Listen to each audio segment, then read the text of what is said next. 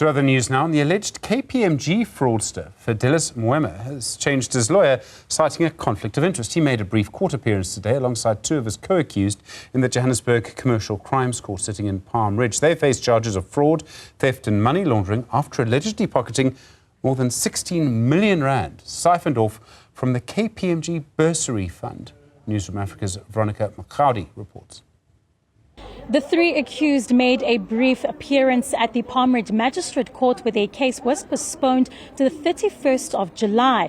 Well, this is in order to allow the legal representatives to be furnished with necessary documents regarding the evidence put against them by the state. Now, joining us just to give us a little bit more details about today's proceedings is National Prosecuting Authority's spokesperson, Phindi Mjolondwana. Phindi, thank you for your time.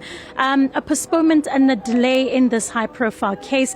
We did hear something interesting coming out in regards to the attorney for accused number one having been removed from the matter. Just some more details about that. Indeed, yes, you are correct. The delays are due to the fact that accused number one terminated the mandate of his now former lawyer and appointed a new lawyer. So on the previous occasion, the matter was postponed for the state to disclose the content of the docket.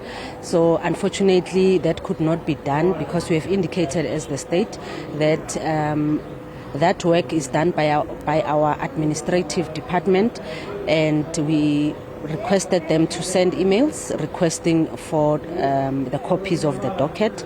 Once all emails are received from the different attorneys, then only the administrative department will be in a position to make copies for them, or also once they have paid, because they also have an obligation to pay for those copies. So once we receive payment as the state, then only we will be in a position to furnish them with the copies of the docket.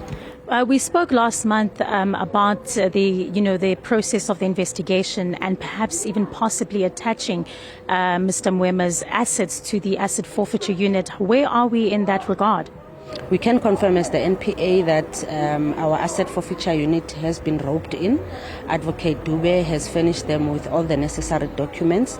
So we believe that that work have already started within the unit itself. Absolutely. And, obviously this case, you've also indicated very amount of times that there are certain business people, certain close relatives as well that are linked to the accused. Where is the NPA in regards to their investigations?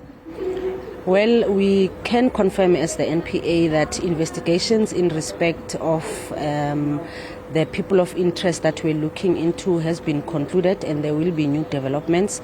But unfortunately, as the NPA, we are not in a position to divulge much of those details. Well, there you have it, NPA spokesperson Phindi Mjolondwana really speaking about where the state finds itself in the development of this case. You'd remember accused number one, Moema, siphoning about 16.5 million rand from the auditor firm. And of course, we are hoping to see where those developments that Phindi has spoken about will take us. For Newzroom Afrika on Channel 405, I'm Veronica Makhoali at the Palm Ridge Magistrate Court in the East Rand.